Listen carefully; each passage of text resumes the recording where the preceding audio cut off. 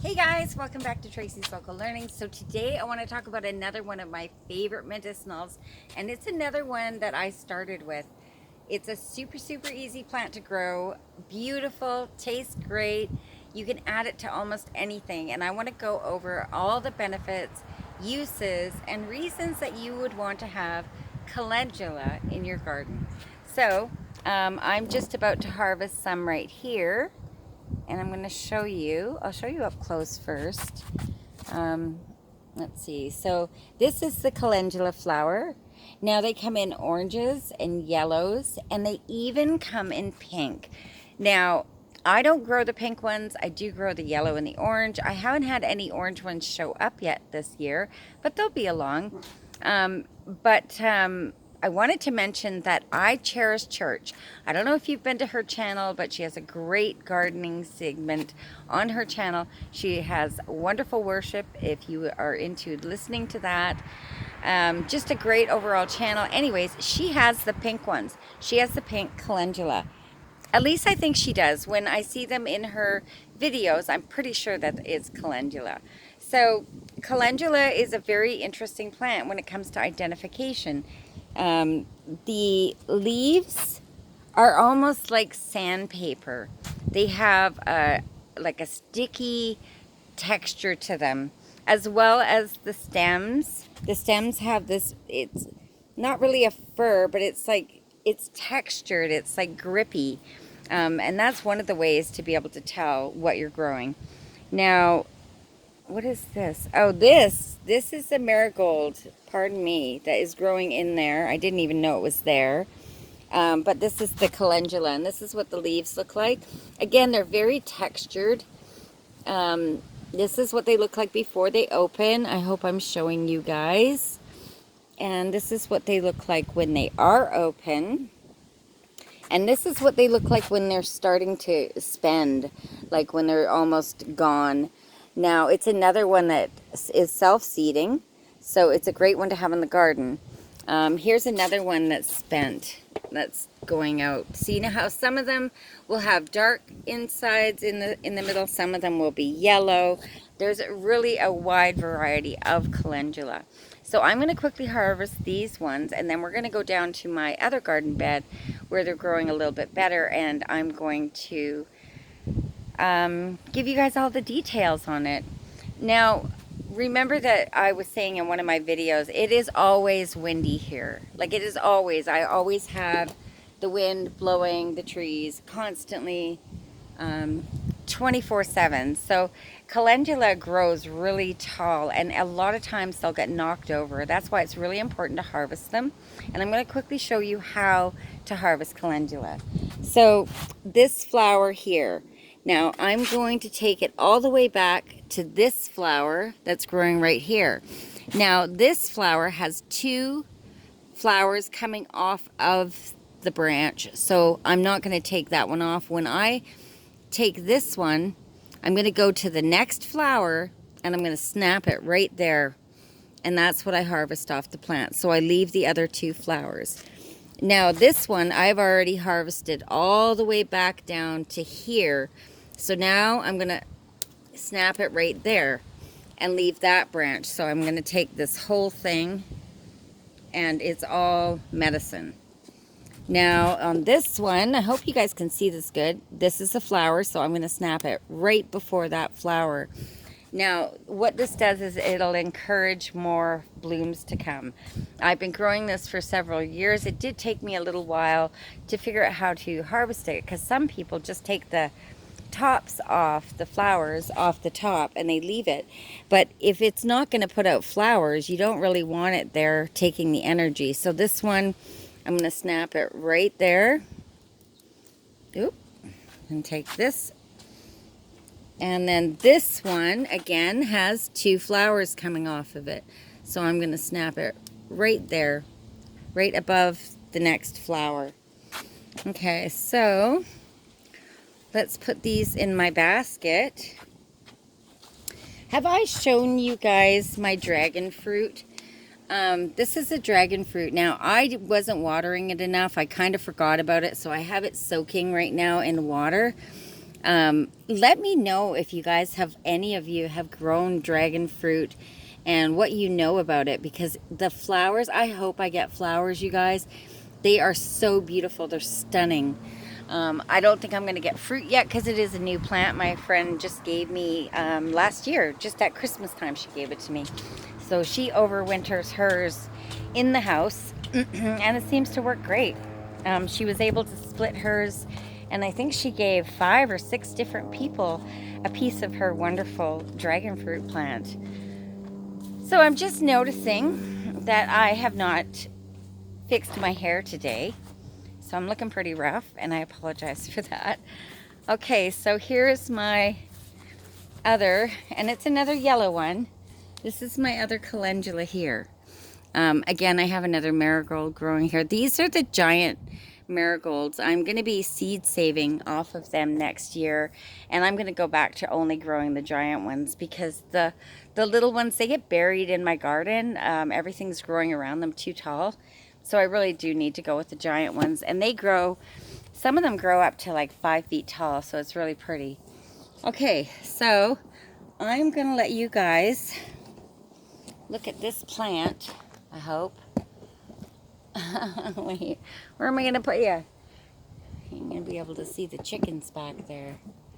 There you go. You can see a bloom. I hope it focuses on it. Okay, so let's get into the information on calendula and why you want to grow it. Like I said originally, it's super, super easy to grow. Oh, I hope this isn't going to... It's so windy here, you guys. Let me back this up a little bit. Okay.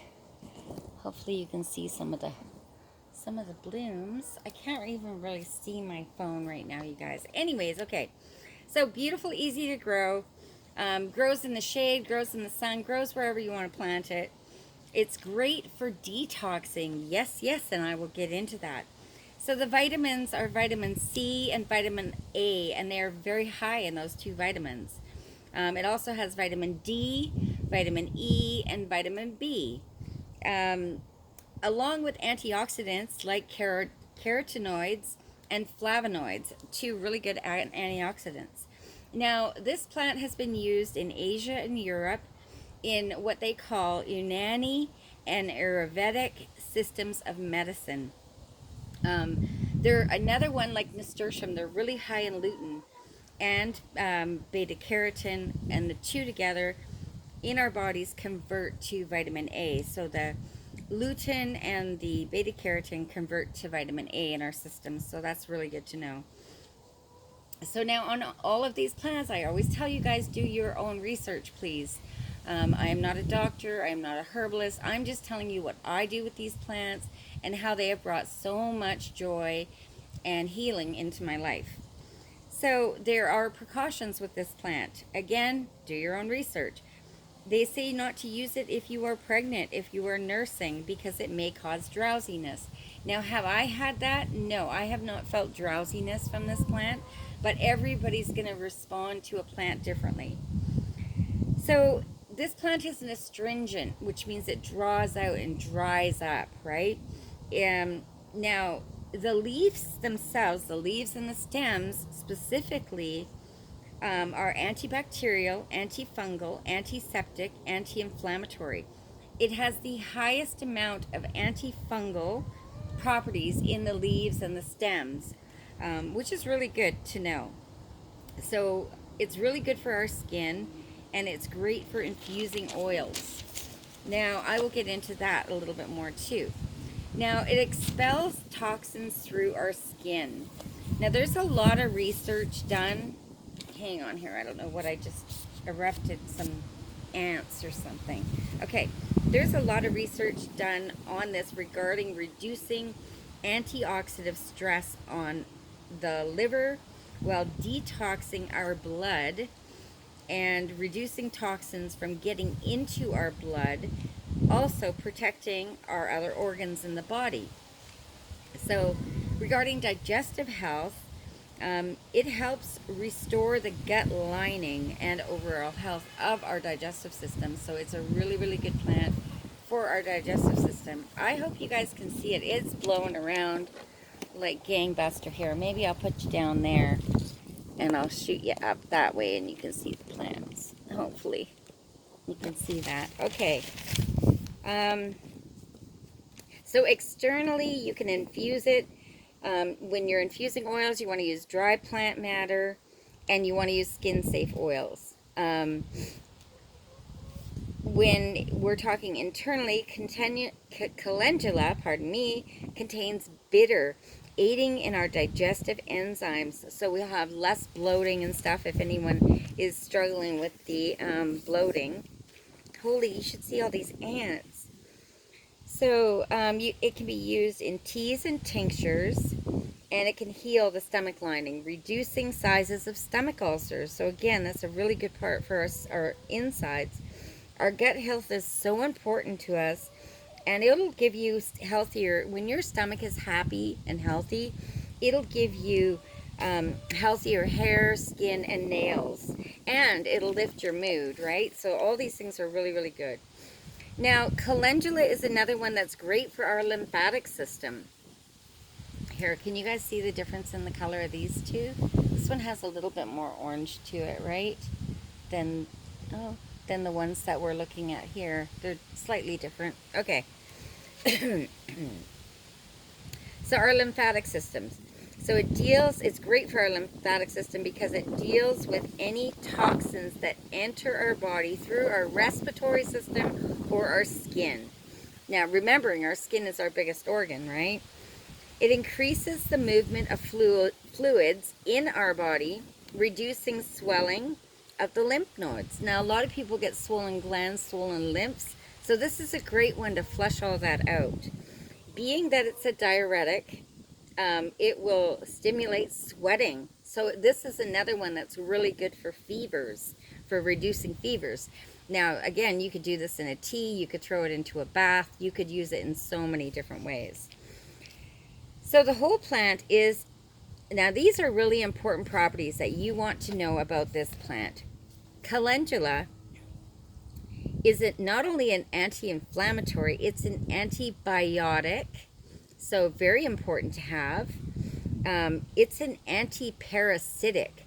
Now, not a lot of plants are anti-parasitic, and parasites, believe it or not, are a real problem for a lot of people, especially seniors and, well, everybody, right? Parasites are parasites. You want to get rid of them.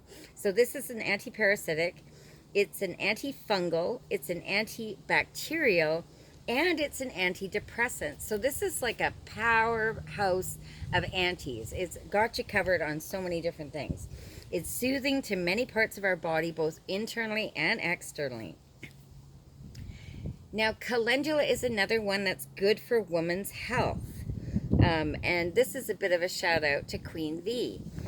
This calendula in the form of a tea or a tincture will reduce your cramps, reduce your hot flashes, and other PMS symptoms. So it's a great one to have. Again, you can grow this in a pot on your patio, you can grow it wherever, and then dehydrate it and have it as a tea on your shelf for when you need it. Now, it's also a wonderful medicinal, and another one that creates it increases our collagen production. So, I mean, who doesn't want to do that? Now, there's a few plants that increase our collagen production, but try to remember that this one plant does so much for our system, for our health, for our skin, for everything, our digestion, and you know, look at it that way. If you could grow one plant that covered a whole bunch of stuff, this would definitely be it. Like our collagen, that's like our youthfulness, our skin, to reduce lines and all that. It's really good. Now, it's another one that can be used on children. So for diaper rash, this is a great one. I have heard people rave about it. Now, I never used it as a diaper rash, but I've used this cream on many things, and it is excellent because of its properties, especially its antifungal, antiparasitic, and antibiotic properties. Okay, so what can you do with this when you have it and grow it? It's great for making teas. it's a wonderful sun tea and looks really, really pretty when you're putting it into a sun tea. You can make tinctures, creams, salves. You can actually add this to a foot soak. Say if somebody has a fungus infection on their toes or on their feet or whatever, you can put this into a foot bath. You can add it into your bath. And the best part, I think, about this plant, on top of everything else, is it's edible. So you can use these especially the petals, but you can use the whole plant in your cooking. So you could add a branch of it to your soups, to your stews, and get all of those wonderful benefits. Where was I? Oh, and the flowers. I'm going to tell you guys some of the things I do with the flower petals. So I'm going to harvest one here, and I'm going to show you how easy it is to take off the petals. You see them? Aren't they pretty? They just pull right off like that. Anyway, I add them to homemade tortillas. Wait, I lost myself here. Here we go. Yeah, homemade tortillas. They are great in any kind of a cookie, a bread, muffins, pancakes. You can use them as a garnish. You can sprinkle them on your salad. You can do so much with this one plant. So, on that note, I've probably got petals coming out of my mouth. Excuse me. I want to encourage you guys. My tripod's just not going to sit there. Okay, I want to encourage you guys to grow this plant. It's super, super helpful, super useful, and it's so pretty. Look at it. It's so pretty. And notice, like I said, that some of them will have the brown center and some of them will have the yellow center. They come in a variety of different shades of yellows and oranges and pinks. I just personally don't have the pink ones, and I don't know, maybe I'll look for them. Now, you can also take these flowers, the ones that are spent, and after you pick them, put them in a dry, cool location and let them turn to seed for you, so you have your seeds for next year. And the bonus of having your seeds for next year is they're going to be climatized to your weather conditions.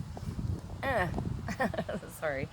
Okay, so that is my video on calendula. Please let me know down in the comment section, do you grow them? Did you know they were medicinal? Do you use them in your teas or your food or your decor on your menu? Let me know, because I use these things for everything. In the summer months, it is the best and easiest time to make any dish look fantabulous by adding a few flowers onto it. So I thank you guys so much for coming by my channel today. If you watched the content till this far, throw a chicken down in the comment section so that I know you watched. My girls are back there. You just can't see them because they're behind all the weeds. Now, talking about weeding, I will have another series coming up because I got to get back to my garden and start weeding again, you guys. I kind of took some time off with my birthday, and then I had to travel to Vancouver. So I've been away from the homestead a lot lately, and I really need to get my weeding back done. The amount of fruit and vegetables that I have growing right now is mind-bending. So I might even do a harvesting video either before I weed or after. I don't know. If you guys have a preference, leave it down in the comments, and have a blessed day. Bye-bye.